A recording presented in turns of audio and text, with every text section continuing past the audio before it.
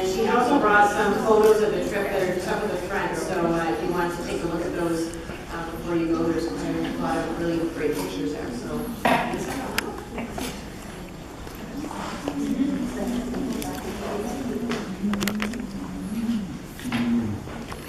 My name is Nackan, and I'm Cyril's cousin. His father and my grandmother were brother and sister. And our families only reconnected about maybe 5 years ago, because when he was working in Hong Kong and before that in different remote areas of South Africa, the families lost contact. So it's an absolute gift for us that we've been able to have this connection and okay.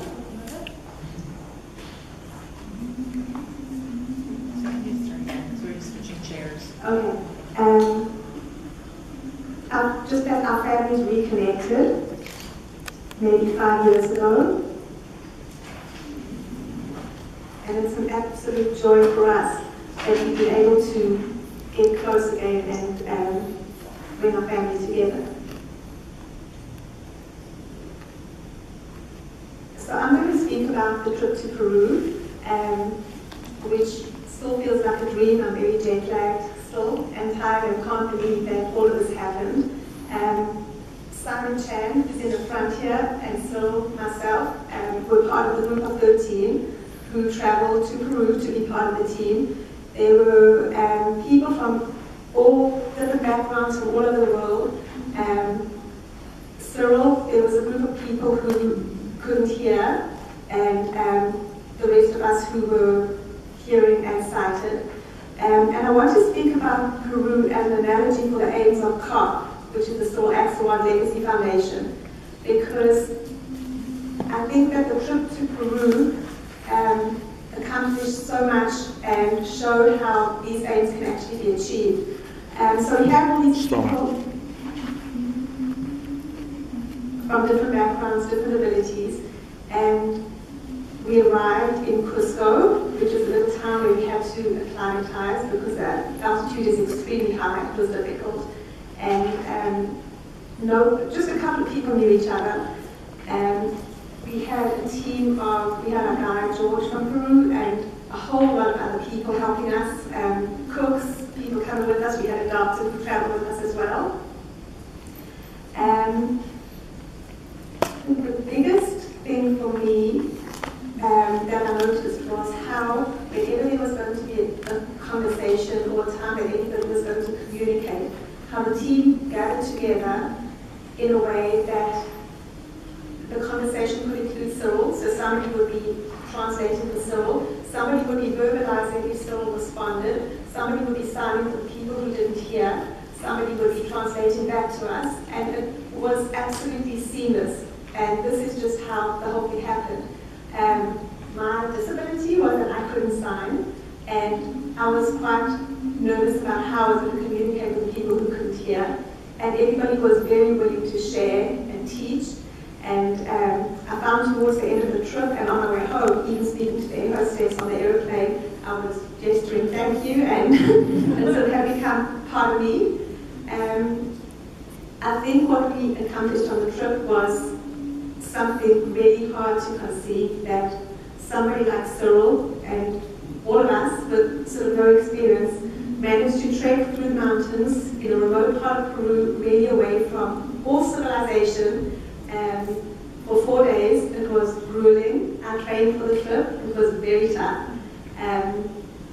We slept in tents in the night. We had temperatures of probably colder than minus 15 degrees. We had weather that ranged from boiling hot to extremely windy to downpours to hail and ice on the ground in the morning. And we still kept going. Cyril was our leader in 4 ways.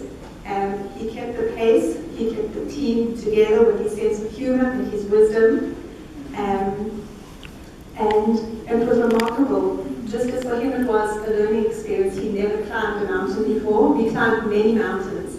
I think we all learned how to just sort of slow down and listen to your body and just savor everything that was around you. And another really interesting thing that made the trip and this analogy to CARF is that CARF is really about this all-inclusive community where you learn from each other. One of the things that we did in the trip were people like myself had an opportunity to blindfold yourself and put on the earplugs. So to really have the experience of being deaf and blind.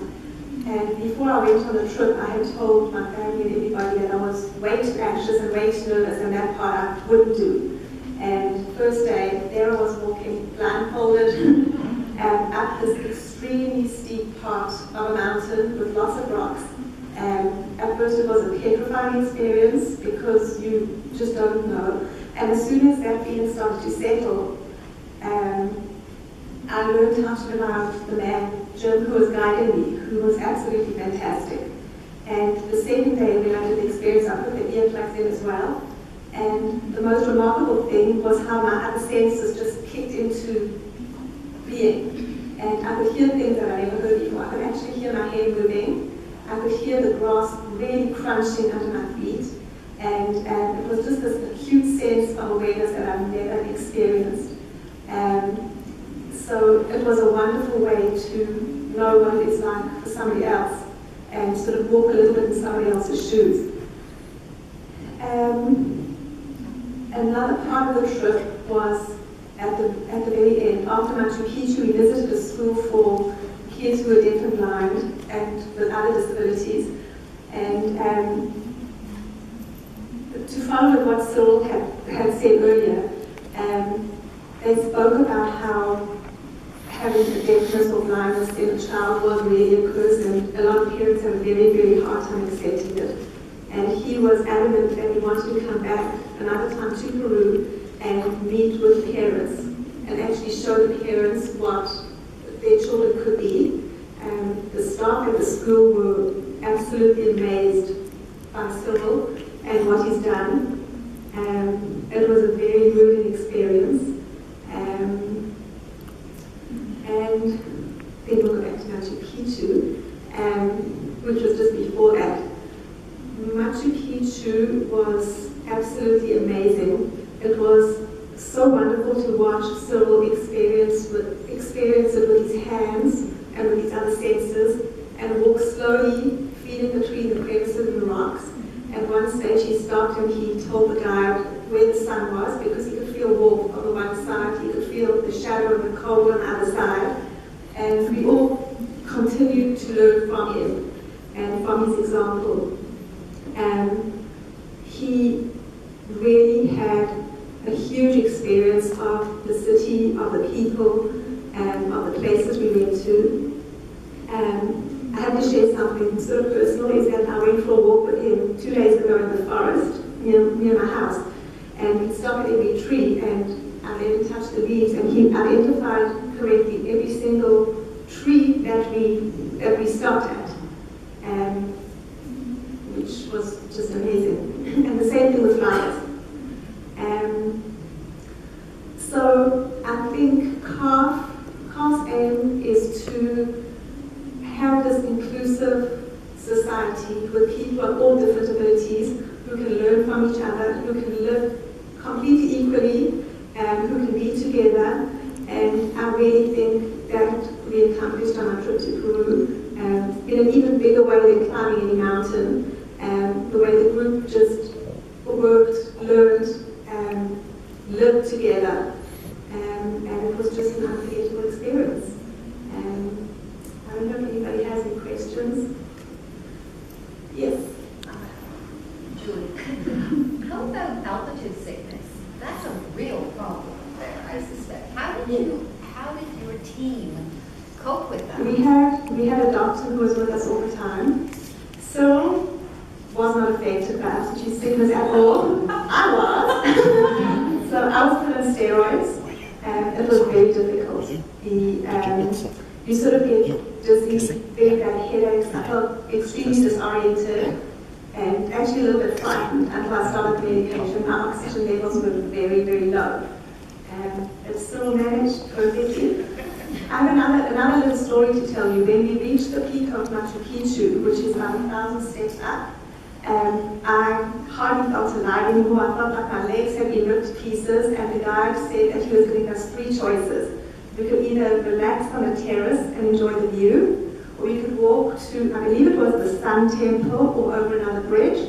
And I said to the guide, I have to just sit here on the terrace, I can't move. Cyril said, I want to do all three. Yeah.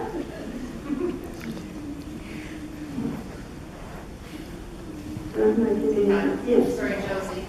How did you decide to go with him? Like, is it Sunday dinner or Easter, and he says, I want to do this, and you're like, I'll do that. Let me answer that question. So I was driving to work the one day, and she phoned me, and she's like, I just was up the whole night, and I've decided I'm going on the trek with him. Like, literally on the spur of the moment, eh? I mean, I don't think you gave it more than... I don't really think with my head, I think with my heart. So when I booked the trip, I didn't realize that there's actually a difference between a British pound and a Canadian dollar. And so I committed and then realized that it was going to be a lot more expensive than I ever imagined. But I did it. Part of me going was actually to surprise Cyril. So he had no idea that I was going to be there. And so the first time the group got together, we were at this restaurant. And when we email each other, I always say, I call him my special cousin. So he knew there was a surprise, he didn't know what it was. So I went to him and I signed on his hand, special cousin. What? And I signed my name, he didn't know what, then I hugged him, and then it hit him, and it was just a remarkable experience. So it was very, very special. Thank you. Good. And the people on the trip were ranged in age from probably early 20s to 72, and it was just amazing how everybody just worked together, and the different generations and the different background and the different abilities, nothing mattered. It was just we were all there together with the same purpose, and we did it.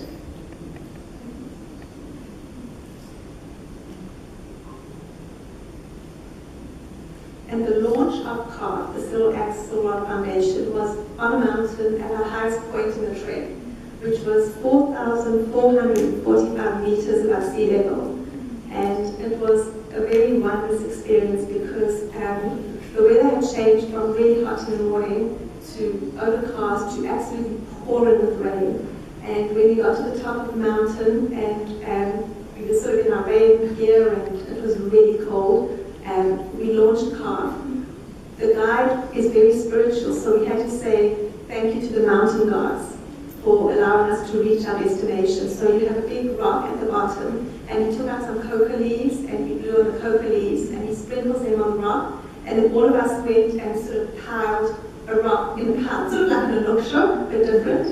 And as we did it, and as Cyril said his speech, and CARF was launched, it started to hail. And very hard, which Cyril thought was just the most wonderful thing ever. It's tapping my head. It's like tapping my head.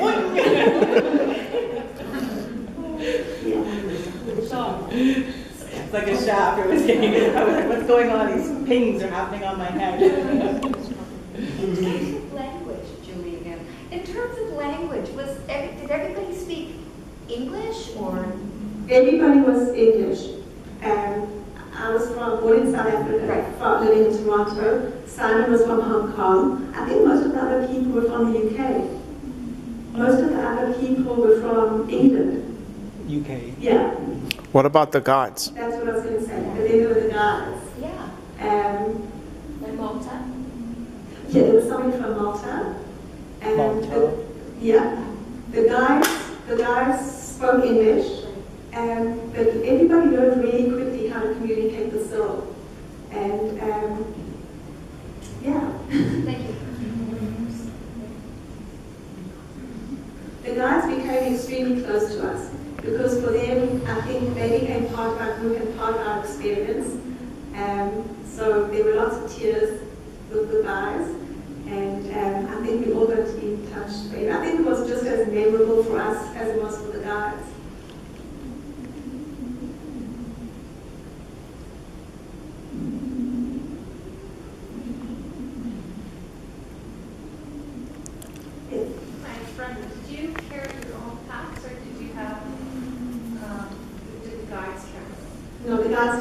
get it all. We were supposed to carry our own day packs. We had a pack, I don't know what to put, a room of donkeys. So they carried some of the stuff, I think some of the cooking stuff as well, because the cooking crew arrived probably a couple of hours ahead of us. So we had a three-course fantastic meal by the time we got to our campsite. But with the altitude sickness, I couldn't carry my day pack. They put it on top of one of the animals. But the day packs were really quite light. Betty Jean, just curious, who is going to be writing the book about this experience? Probably Cyril. They are doing a documentary. The whole... No, you, Lisa. You, not me, you. 3 of the young guys from the UK have been trained in photography and You can write of the views We'll have it from your perspective, not mine. I'm not sure if I can say as we speak, but pretty soon they're going to start editing it together, and the aim is to create a documentary and have the documentary aired at different, possibly festivals, or I'm not sure what's going to happen with it. When will that be ready? I'm not sure, but when we had the trip, they were really keen to start sort of the day that they got back. So I hope the enthusiasm keeps with them. Yeah. The people that were filming and documenting, were they part of COF, or were they just there for No, documentary? I think they knew Cyril probably from before, so they filmed as well as we're part of everything else.